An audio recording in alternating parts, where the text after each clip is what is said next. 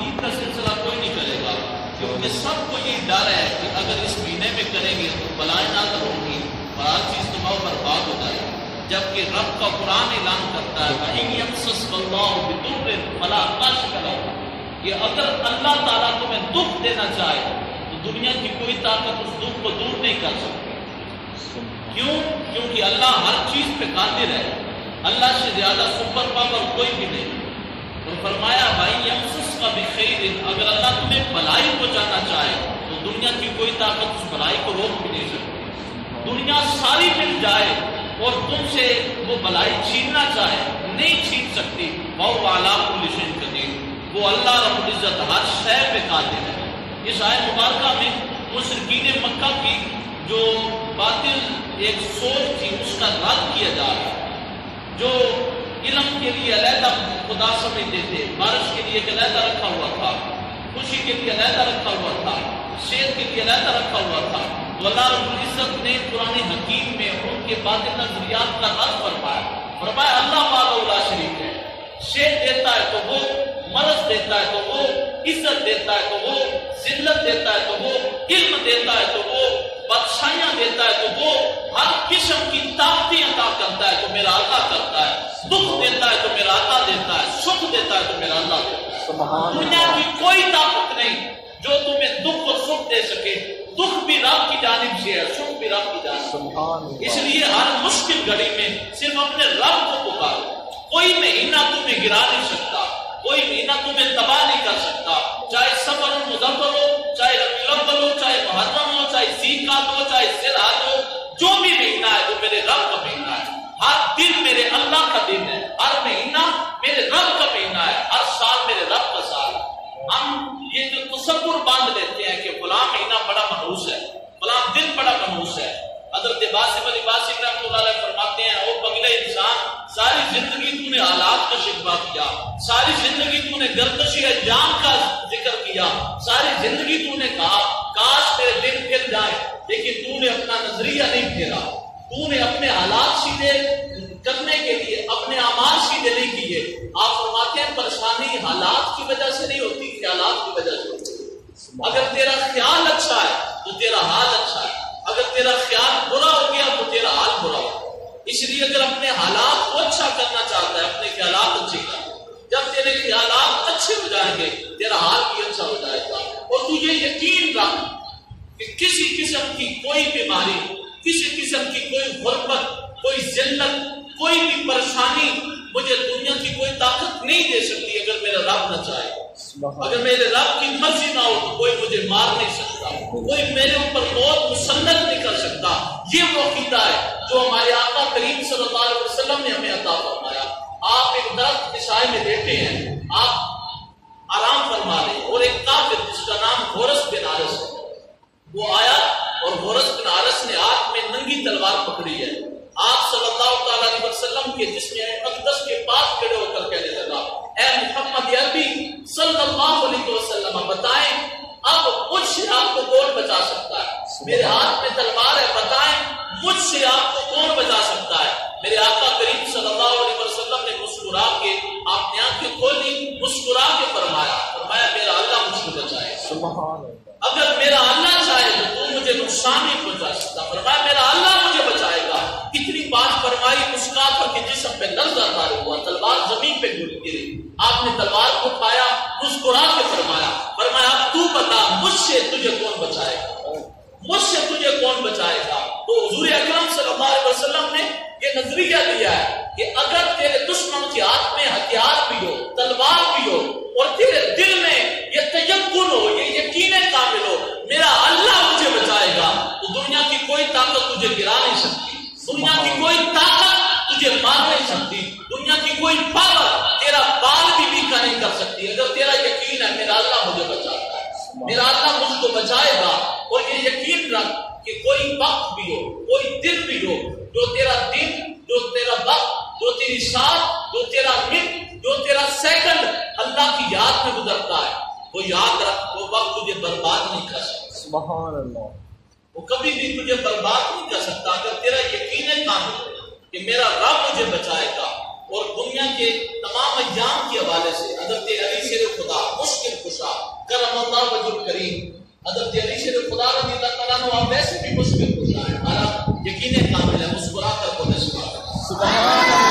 حضرت علی شیر خدا مشکل کشا کرم اللہ وجہ کریم رضی اللہ تعالیٰ عنہ آپ لشکر کشی کرنے کے لیے ایک موقع پر جنگ فرمانے کے لیے آپ نے لشکر ترتیب دیا، اور جب چلنے لگے ایک شخص بیچ میں سے کھڑا ہوا اور کہنے لگا یا امیر المومنین ابھی لشکر کشی نہ فرمائیں، ابھی سفر شروع نہ فرمائیں، یہ وقت جو ہے یہ اچھا وقت نہیں ہے، یہ مناسب موقع نہیں ہے، فلاں وقت پہ سفر شروع کریں گے.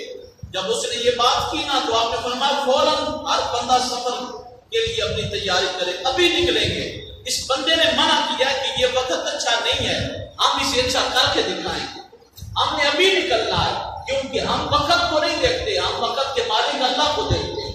ہماری مدد نصرت کسی وقت کی محتاج نہیں، ہمارے اللہ کی محتاج ہے. آپ نے فوراً رفتے سفر باندھا، آپ نکلے، اس میدان میں پہنچے، اللہ نے فتح و نصرت عطا فرمائی. جب فتح و نصرت ہو گئی تو حضرت علی شیر خدا مشکل کشا کرم اللہ وجہ کریم رضی اللہ تعالیٰ عنہ آپ فرمانے لگے غلاموں یاد رکھو، اے مسلمانوں یاد رکھو، ہمیں یہ فتح ملی ہے تو اپنے رب کی مدد سے ملی ہے، ہمیں یہ فتح نصیب ہوئی ہے، یہ نصرت نصیب ہوئی ہے، ہم جیتے ہیں تو اپنے رب کی مدد سے جیتے ہیں. شکر ہے کہ ہم نے اس بندے کی نصیحت پہ عمل نہیں کیا، اگر اس کی نصیحت پہ عمل کیا ہوتا فتح پھر بھی مل جانی تھی. لیکن اس نے کہنا تھا میں نے نہیں کہا تھا کہ اس وقت میں جائیں تو فتح ہوگی، تو اس لیے ہم اس کے اس باطل نظریے کو توڑنا چاہتے تھے کہ یہ کوئی وقت کوئی ساتھ اس بات کی ہمیں گارنٹی نہیں دے سکتی کہ ہمیں ذلت ملے گی یا عزت ملے گی، حکومت ملے گی، بادشاہ چینی جائے گی یا مل جائے گی. یہ کوئی وقت یا کوئی دن یا کوئی مہینہ اس کے لیے مختص نہیں ہے. جب میرا رب چاہتا ہے کسی کو عزت دیتا ہے، جب میرا رب چاہتا ہے کسی کو ذلت دیتا ہے. تو اس وجہ سے حضور اکرم صلی اللہ تعالیٰ علیہ وسلم نے ہمیں یہی نظریہ عطا فرمایا. سرکار کریم صلی اللہ تعالیٰ علیہ وسلم آپ کے زمانے اقدس میں بھی اس سفر کے مہینے کو منحوس سمجھا جاتا ہے. عرب والے جو ہوتے تھے عرب بھی اس سفر کے مہینے کو منحوس سمجھتے تھے. اس کی وجہ کیا تھی؟ اس کی وجہ بھی بیان کرتا چلا کہ عرب کے جتنے لوگ تھے وہ محرم الحرام کا زمانہ جاہلیت میں بھی وہ ادب کرتے تھے. محرم الحرام کے مہینے میں وہ جنگ کے لیے نہیں نکلتے تھے، آپس میں لڑتے نہیں تھے. محرم الحرام کے مہینے کا تعظیم کرنا، ادب کرنا، اور جب محرم کا مہینہ گزر جانا، سفر کا مہینہ شروع ہونا تو انہوں نے سفر شروع کرنا اور سفر کر کے انہوں نے باہر نکلنا اور جنگ کرنی، قتال کرنا. تو لازمی بات ہے جب قتال کرنا ہے تو بندوں نے قتل بھی ہونا ہے. اگر باپ جا رہا ہے تو اس باپ نے بھی قتل ہوتا ہے، بیٹا جا رہا ہے تو اس نے بھی قتل ہوتا ہے، بھائی جا رہا ہے اس نے جنگ کرنی ہے، یا اس نے مارنا ہے یا مر جانا ہے، دونوں میں اس ایک کام تو ہونا ہے. تو عرب کے سارے قبیلے کے لوگ اپنی جنگ و جدل، اپنے قتل والا جو سلسلہ ہوتا تھا، لڑائیاں ہوتی تھی، محرم تک وہ موقوف رکھتے. محرم کا مہینہ جب گزر جاتا تو وہ سفر کرتے، اور جب وہاں پر پہنچتے جنگ ہوتی تو ڈھیر سارے بندے مارے جاتے. تو جو عورتیں ہوتی وہ غمگین ہوتی اور وہ کہتی تھی کہ یہ سفر کا مہینہ منحوس مہینہ ہے، جس سفر کے مہینے میں ہمیں یہ دکھ پہنچے ہیں، اس سفر کے مہینے کی وجہ سے میرا خامن مجھ سے جدا ہو چکا ہے، میرا بیٹا مجھ سے جدا ہو چکا ہے، میرا بھائی مجھ سے جدا ہو چکا ہے. لیکن عجیب بات ہے وہ سفر کے مہینے کا شکوہ کرتے تھے، اپنے کرتوتوں کا شکوہ نہیں کرتے تھے. یہ تو ان کی اپنی عادت تھی، وہ اپنے فعل تھے، اپنے اعمال تھے جن کی وجہ سے انہیں یہ دکھ پہنچتا تھا. اگر وہ جھگڑے نہ کرتے، اگر وہ زمانہ جاہلیت کی وہ لمبی لمبی لڑائیاں نہ لڑتے تو انہیں کبھی بھی اس موت کا اور اس ذلت کا سامنا نہ کرنا پڑتا.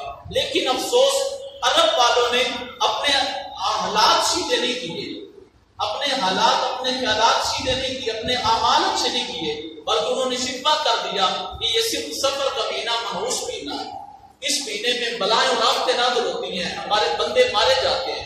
لیکن انہوں نے اپنی لڑائیاں نہ چھوڑی، اپنے اعمال سیدھے نہ کیے. حضور اکرم صلی اللہ تعالیٰ علیہ وسلم نے واضح فرما دیا کہ اے وہ تمام لوگوں جو سمجھتے ہو کہ ایک بیمار سے دوسرے بیمار کو بیماری لگتی ہے، اے وہ لوگوں جو سمجھتے ہو کہ مرنے والا اس کی کھوپڑی سے ایک الو نکلتا ہے اور جب وہ آواز دیتا ہے حقیقت میں وہ میت کی طرف سے ہوتی ہے، اے وہ لوگوں جو سمجھتے ہو سفر کا مہینہ بلائیں نازل کرتا ہے. سرکار رسالت آپ صلی اللہ علیہ وسلم نے واضح فرما دیا، اور بخاری شریف کی حدیث میں یہ واضح فرمایا بلا صبر، فرمایا اس تمام کی تمام باتوں میں کوئی حیثیت نہیں ہے، کوئی بیماری متعدی نہیں ہوتی، اور کوئی الو جو ہے وہ منحوس آواز نہیں نکالتا، اور کوئی بھی یہ بات یاد رکھیں یہ جو بدشگونی ہے یہ تمہیں کچھ نقصان نہیں پہنچا سکتی، یہ کوئی بھی بدشگونیاں جس بارے میں تم کرتے ہو وہ تمام کام تمہیں نقصان نہیں پہنچا سکتے۔ اور فرمائے سفر کے مہینے کی جو تم نے ایک سوچ بنا رکھی ہے یہ سوچ کوئی حیثیت نہیں رکھتی۔ فرمائے سفر کے مہینے میں نہ آفتیں نازل ہوتی ہیں، نہ بلائیں نازل ہوتی ہیں، نہ ہی کسی قسم کی مصیبتیں نازل ہوتی ہیں۔ مصیبتیں تب نازل ہوتی ہیں جب میرا رب چاہتا ہے، اور خوشیاں تب آتی ہیں جب میرا رب چاہتا ہے۔ رب کے چاہنے کے علاوہ اور کوئی مہینہ یا کوئی بھی انسان تمہیں نہ نفع دے سکتا ہے نہ نقصان دے سکتا ہے۔ اور حضور اکرم صلی اللہ تعالی علیہ وسلم آپ کی مزید حدیث سے آپ کے جگر کو ٹھنڈا کرو، آپ کے دل کو سکون آئے گا۔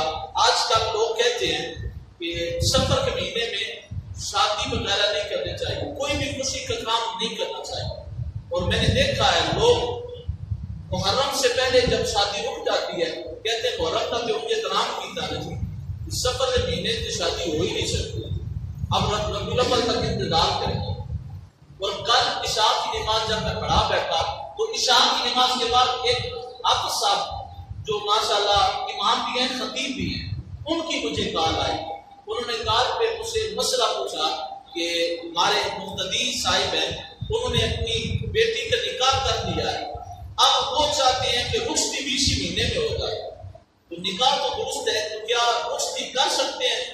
میں نے کہا حضور حرج کیا ہے؟ کہنے لگے یہ سفر کا مہینہ ہے، تو سفر کے مہینے میں آپ نکاح کے بعد رخصتی تو نہیں ہو سکتی۔ میں نے کہا وجہ کیا؟ کہنے لگے بس لوگوں سے سنا ہے کہ سفر کے مہینے میں اگر شادی کر کے بیٹی کو رخصت کیا جائے اس پر بلائیں نازل ہوتی ہیں، آفتیں نازل ہوتی ہیں۔ میں نے کہا حضور والا ہر مہینہ میرے رب کا مہینہ ہے، ہر دن میرے رب کا دن ہے، ہر تاریخ میرے رب کی تاریخ ہے، ہر سال میرے رب کا سال ہے۔ آپ بسم اللہ کر کے شروعات کریں، اللہ کے حبیب کی سنت ہو، اس سنت پر زوال کیسے آ سکتا ہے؟ النکاح من سنتی ومن رغب عن سنتی فلیس منی۔ سرکار دو عالم صلی اللہ علیہ وسلم نے فرمایا اگر تمہیں اللہ نے طاقت دی ہے تو تم یہ سنت نکاح کرو، فرمایا کہ یہ سنت میری سنت میں سے ہے، یہ نکاح میری سنت میں سے، اور فرمایا نکاح نصف ایمان، نکاح نصف ایمان ہے۔ میں نے کہا جب آپ نصف ایمان کو اختیار کریں گے، جب آپ اس سنت پہ عمل کریں گے تو پھر زوال کیسے آ سکتا ہے؟ پھر آپ کے اوپر وبائیں یا بلائیں نازل کیسے ہو سکتی ہیں؟ درود پاک پڑھ کے بیٹی کو رخصت کریں۔ میں نے کہا نکاح بھی اس مہینے میں ہو سکتا ہے، اور اس مہینے میں رخصتی بھی ہو سکتی ہے، شادی بھی ہو سکتی ہے، تمام معاملات زندگی جیسے عام روٹین میں ہوتے ہیں وہ اس مہینے میں کیے جا سکتے ہیں۔ اور آپ کے جگر کو ٹھنڈا کرنے والی روایت ہے کہ سرکار دو عالم صلی اللہ علیہ وسلم آپ کی بیٹی، آپ کی نور نظر، آپ کی رخت جگر سیدہ طیبہ طاہرہ عابدہ عالمہ فاضلہ راکعہ ساجدہ محققہ محدثہ مفکرہ سیدہ فاطمہ الزہرا رضی اللہ عنہا، آپ کا نکاح حضرت علی شیر خدا رضی اللہ تعالیٰ عنہ آپ سے اس سفر مظفر کے مہینے میں ہوا ہے۔ مولا علی پاک کا نکاح البدایہ والنہایہ کی کتاب کے مطابق، البدایہ والنہایہ میں یہ بات لکھی ہے کہ حضرت علی مرتضیٰ شیر خدا پاک آپ کا نکاح حضور صلی اللہ علیہ وسلم کی پاک بیٹی سیدہ فاطمہ پاک کے ساتھ اس سفر المظفر کے مہینے میں ہوا ہے۔ بتائیں اس نکاح سے زیادہ برکت والا کوئی نکاح ہو سکتا ہے؟ اس سے عظیم شادی کوئی ہو سکتی ہے؟ اس سے بابرکت جوڑا کوئی ہو سکتا ہے؟ سب سے بابرکت جوڑا یہ نبی کی بیٹی کا جوڑا ہے، سب سے بابرکت نکاح نبی کی بیٹی کا نکاح ہے، سب سے عظیم رخصتی وہ رخصتی ہے جو سید عالم صلی اللہ علیہ وسلم نے خاتون جنت کو اپنے کاشان اکبر سے رخصت کیا تھا۔ تو جب سرکار دو عالم صلی اللہ علیہ وسلم آپ نے اپنی بیٹی کا نکاح اس مہینے میں فرمایا، اس مہینے میں رخصت فرمایا، تو آج کا مسلمان کیسے کہہ سکتا ہے کہ میں سفر کے مہینے میں اپنی بیٹی کو رخصت نہیں کروں گا، میں سفر کے مہینے میں شادی نہیں کروں گا، میں سفر کے مہینے میں مکان جو ہے وہ تعمیر نہیں کروں گا، کوئی بھی خوشی کا کام نہیں کر سکتا؟ اور یہ ہماری تمام پرستی ہے کہ جب ہمارا یقین ہے کہ جب سورہ بقرہ گھر میں پڑھی جائے تو پھر اللہ رب العزت بلائیں ڈال دیتا ہے۔ لیکن آج بھی پڑھا لکھا مسلمان پنجگانہ نماز کا عادی، جب میں پوچھتا ہوں کہ آپ کے مکان کی چھت کے اوپر یہ جو کنی پڑی ہے کیوں پڑی ہے؟ کہتے ہیں اس وجہ سے پڑی ہے کہ اگر یہ نہ پڑی ہو، وہ پنجابی میں کہتے ہیں آدن جے اسی اپنے گھر دے بنیرے تے نہ رکھیے وہ لوگاں دی بد نظری دی وجہ تو، لوگاں دے جادو ٹونے دی وجہ تو ساڈا گھر بھوندا ہو جاسی، ساڈا گھر بھوندا ہو جاسی، یہ کنی بھوندی نہ پئی ہوئی ساڈا گھر بھوندا ہو جاسی۔ میں آتا جے گھر بھوندا ہوندا تے ایک سراں تے بھی بولی رکھ لے، تو موتا نہ ہو جائے، تو نہ مر جائے کسی دی بد نظری دی وجہ تو، کسی دے جادو ٹونے دی وجہ تو۔ جے اپنے سروں تے نہیں رکھتا تے اپنے گھر تے ساروں تے بھی نہ رکھ، اپنے مکان کے اوپر سے بھی اتار دے۔ یہ میرے مصطفیٰ کریم کی تعلیم نہیں ہے۔ حضور صلی اللہ علیہ وسلم کی صحیح سے صحیح اور صحیح سے ہٹ کر آپ کوئی ضعیف حدیث بھی، کوئی موضوع روایت بھی آج تک میری نظر سے نہیں گزری جس میں سرکار دو عالم نے فرمایا ہو کہ اگر مکان نیا بناؤ تو اس کے اوپر کوئی برتن رکھ دو، اس کے اوپر کنڈی رکھ دو، اگر نئی گاڑی لو تو نئی گاڑی کے نیچے ایک جوتا باندھ دو۔ یہ وہ تمام کام ہیں جو ہندوستان والے ہندو ہمارے ساتھ رہتے تھے، انہوں نے جو جادو نے جو ان کا سلسلہ تھا، جو ان کے عمل تھے انہوں نے کیے، ہم نے دیکھا دیکھی وہ اپنا لیے اور سرکار دو عالم صلی اللہ علیہ وسلم کی حدیث کو دل میں نہیں رکھا۔ حضور صلی اللہ علیہ وسلم نے فرمایا اگر تیری نئی سواری ہو یا پرانی ہو، سواری پہ قدم رکھتا جا، بیٹھتا جا، ساتھ میں کہہ دے سبحان الذی سخر لنا ھذا وما كنا له مقرنین وإنا إلی ربنا لمنقلبون، بسم اللہ توکلنا علی اللہ لا حول ولا قوۃ الا باللہ۔ کہہ دے کہ میرے رب نے میرے لیے سفر آسان فرمایا ہے، میں اپنے رب کی طرف لوٹوں گا، اگر مر جاؤں گا لیکن یہ مجھے یقین ہے، مجھے اپنے رب کی ذات پہ بھروسہ ہے، اگر رب حادثہ نہ چاہے تو کوئی دنیا کی طاقت مجھے حادثے میں مبتلا نہیں کر سکتی، میری نہ گاڑی کو کچھ ہو سکتا ہے نہ میری ذات کو کچھ ہو سکتا ہے۔ اس وجہ سے یہ تمام جو ہندوانہ رسمیں ہیں، ہندوانہ طریقے ہیں، ہندوانہ ٹوٹکے ہیں، مشرکانہ طریقے ہیں، ان تمام سے توحید پرست مسلمانوں کو دور ہونا چاہیے۔ نہ کوئی جوتا ہماری گاڑی کو سلامت رکھ سکتا ہے اور نہ ہی کوئی پرانی کنی جو ہے ہمارے مکان کو سلامت رکھ سکتی ہے۔ مکان سلامت رہے گا تو رب کے فضل سے رہے گا، اگر گاڑی سلامت رہے گی تو میرے رب کے فضل سے رہے گا۔ میری باتیں کبھی تو نہیں لگ رہی، مسکرا کر بولے سبحان اللہ۔ یہ باتیں تو ہر صورت میں کرنی ہے، چاہے کوئی پسند کرے تب بھی، نہ پسند کرے تب بھی، ہم نے یہ باتیں کہنی ہے، حقیقت کو بیان کرنا ہے۔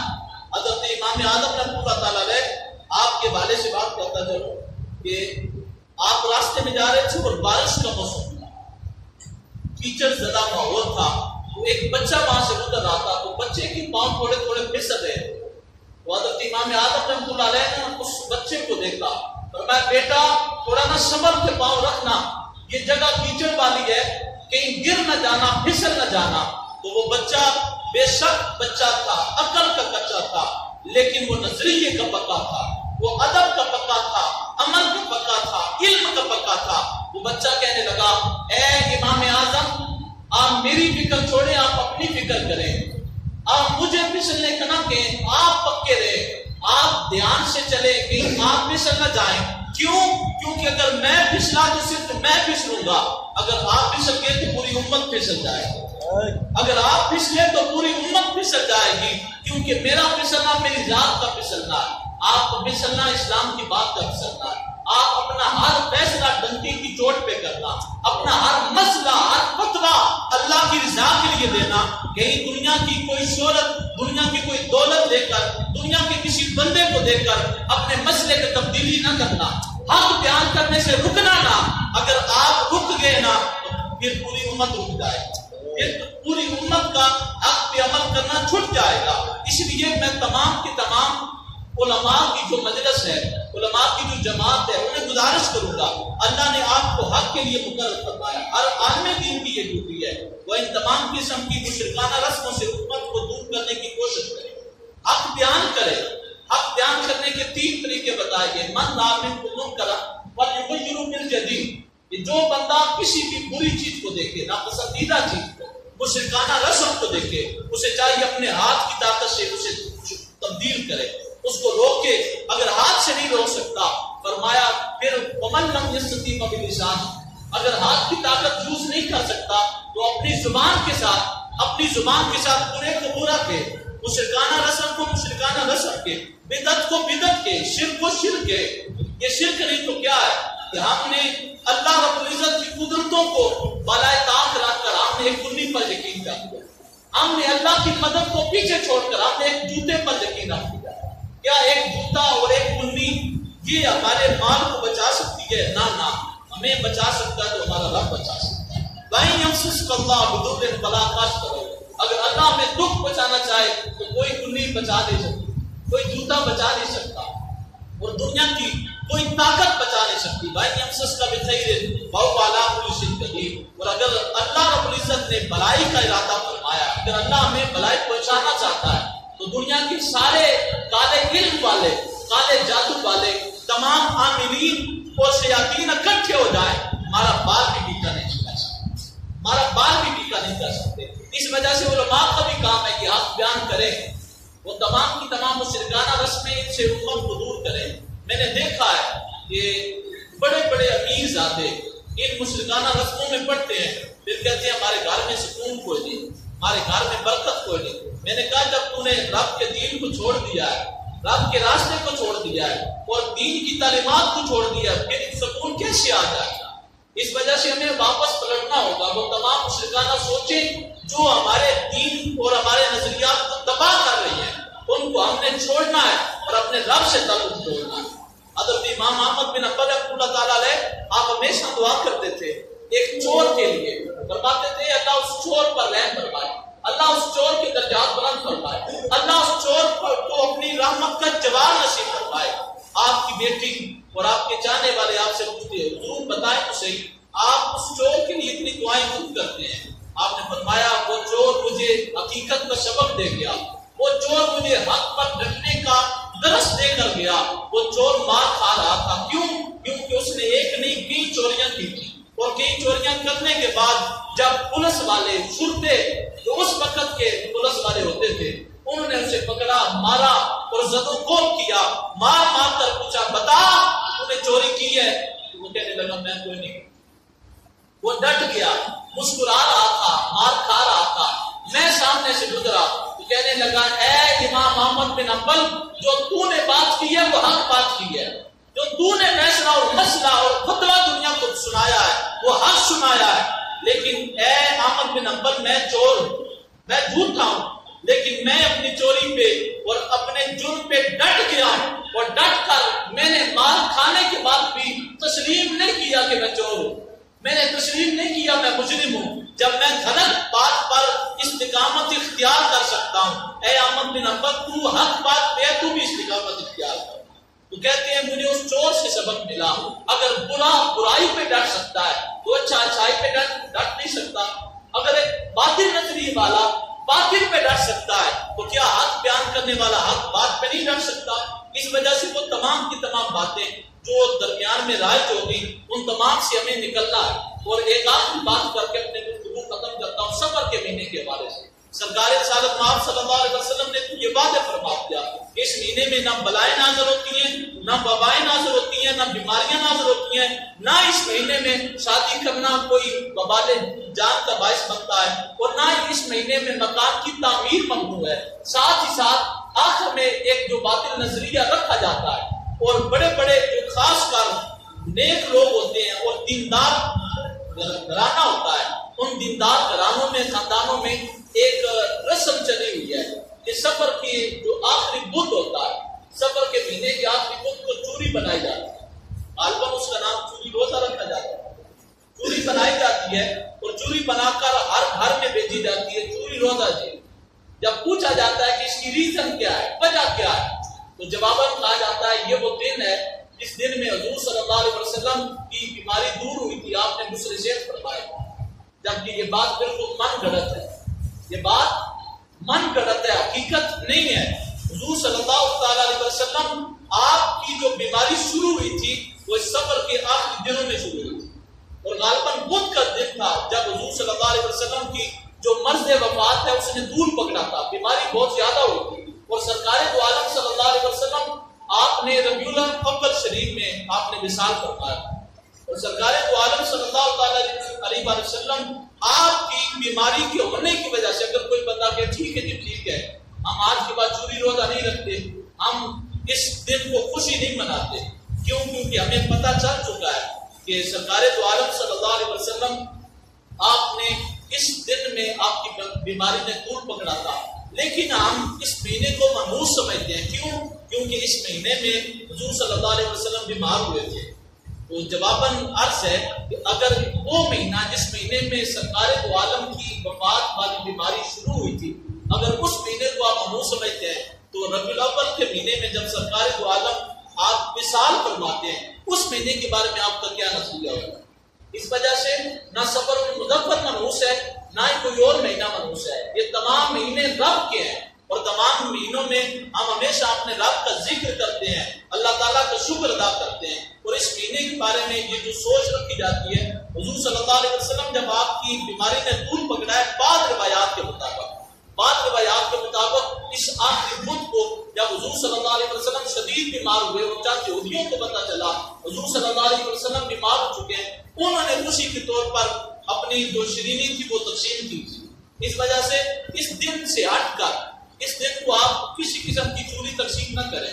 اس دن سے ہٹ کر پورا سال 12 مہینے بے شک آپ ہر روز چوری بنائیں، پورے کے پورے محلے کو پلائیں، پورے کے پورے گاؤں کو پلائیں، جتنی سخاوت کر سکتے ہیں کریں، لیکن وہ طریقہ اختیار نہ کریں جو حضور صلی اللہ علیہ وسلم کے دشمنوں کا طریقہ ہے. ہم نے وہ طریقہ اختیار کرنا ہے جو سرکار دو عالم صلی اللہ علیہ وسلم کا طریقہ ہے. اور سفر کے مہینے میں ہم نے یہ یقین رکھنا ہے یہ منحوس مہینہ نہیں، یہ بابرکت مہینہ ہے. کیونکہ یہ وہ مہینہ ہے جس مہینے میں حضور صلی اللہ علیہ وسلم کی پاک بیٹی کا نکاح علی پاک کے ساتھ ہوا. یہ وہ مہینہ ہے جس مہینے میں مسلمانوں نے ایران کو فتح کیا، جس مہینے میں مسلمانوں نے مدائن جو کسرا کا مال تھا اس کو فتح کیا. یہ وہ مہینہ ہے جس مہینے میں مسلمانوں نے غزوہ خیبر کو فتح کیا.